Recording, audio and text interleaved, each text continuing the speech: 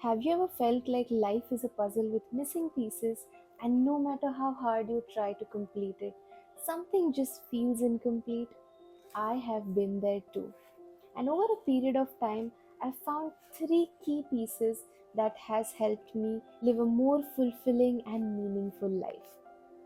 In this video, I am going to share those very simple but effective shifts that helped me boost my happiness and improved my overall quality of living. I am a psychologist and welcome to my channel where I will be sharing about my experiences personally as well as professionally in my counseling practice, what has worked with me as well as my clients so far. So stick around till the end of this video and I will be sharing a bonus tip as well in the end which made all the difference. So let's talk about my three favorite exercises that has helped me make a huge difference in my life, followed by the bonus tip, remember? Okay. So the first point that I want to share with you all is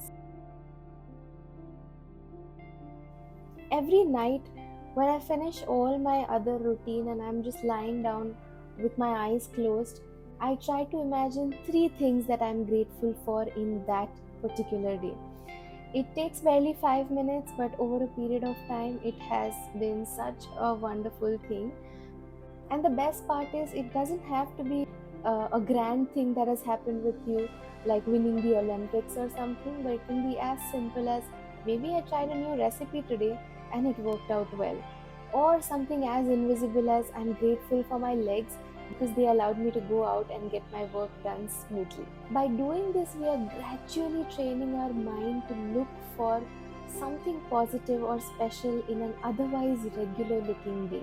Trust me, friends, this may sound like a very ordinary thing to do, but when you actually do this every single day, over a period of time, you would have trained your mind to be happier in general. Initially, you may have to make some conscious reminders to start doing this, but eventually, your mind will be looking for positive things in your life, and the perspective with which you see things would have changed without even you realizing it. Let's come to the second point now. This is for the times I'd feel slightly frustrated or low in life. What I like to do during such times is to think of the first thing that comes into my mind that I've been meaning to do for some time now, but have postponed it for some or the other reason. Whether it was expressing my opinion to someone, or looking for answers of the questions that I always wondered, or trying my hands on something new that I have been meaning to for a while, or just calling a friend that I've been thinking about but haven't been in touch for a while. What I realized is most of the times I postponed these things because I was worried about whether I'll be able to do it properly in that moment. So I kept on postponing it for a better time when I'll be able to do it more perfectly. But here's something that I found interesting. Research suggests that we do not get as stressed when we make a mistake as much as we get stressed when we don't take an action that we have control over. So, what I started doing is just take action, don't worry about the result, keep doing things. Whatever comes to your mind, just start doing it. Go to your to do list, look at what all is there, and just do any random thing, doesn't matter. Take action. So, here's what you can start doing immediately whenever you feel frustrated or low. If you see yourself diving into a thought or seeing that a particular thought or a situation is controlling your mind in this moment, first thing you can do is change your position. So if you're sitting, just stand up. If you're standing, start walking around. What I usually like doing is I walk around to my desk where I have my to-do list. I look at the to-do list, choose any action and start doing it. I will make a detailed video on how to make a good to-do list and what has helped me so far.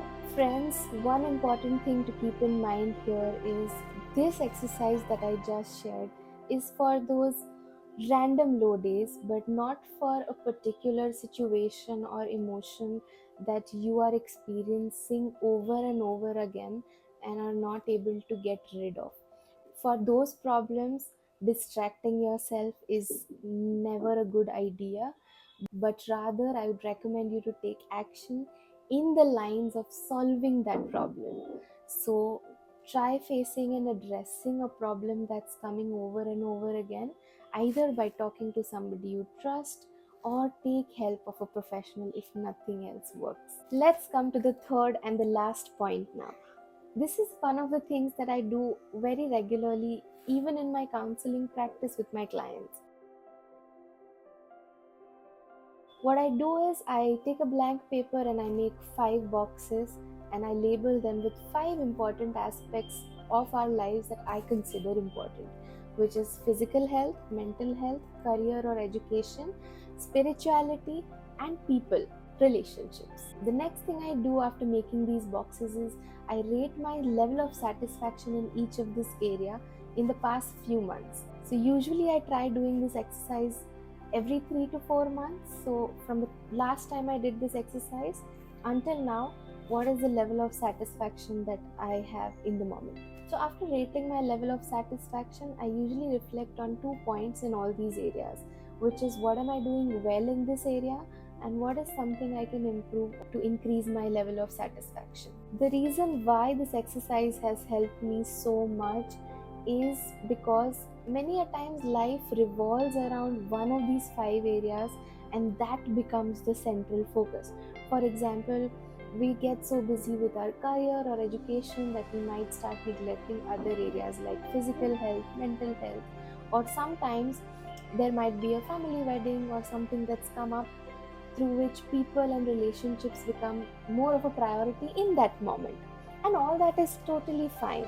But if it gets prolonged, then it might start affecting our well being, or we might start feeling a little out of the place. So, this exercise is just a quick reminder to scan all our important areas and come back to the center of our life. And it just helps us live a more meaningful and balanced life.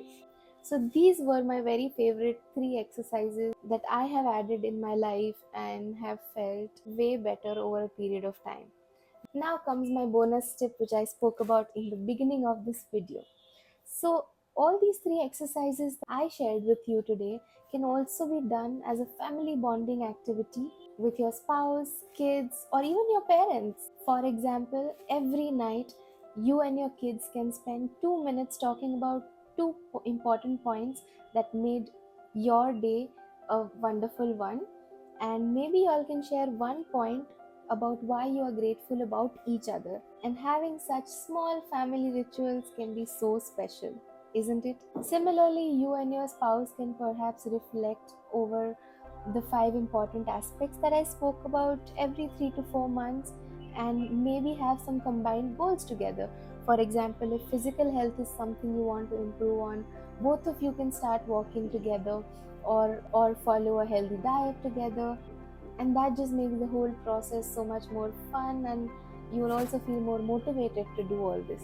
Friends, all these 3 exercises that I shared with you today are so easy and also fun and effective when you do it alone. So imagine how fun it would be to do it with your loved ones. Bye bye. Thank you for watching. If you made it till the end of this video, congratulations. You are amongst the very few people who take their self-growth seriously. So which of these points are you going to start working on?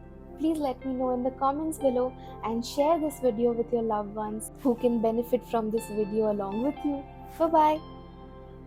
Also, this was my first video, and if you want to see more of these helpful videos, then please subscribe to my channel so I can keep making more wonderful videos and build a wonderful community with all of you.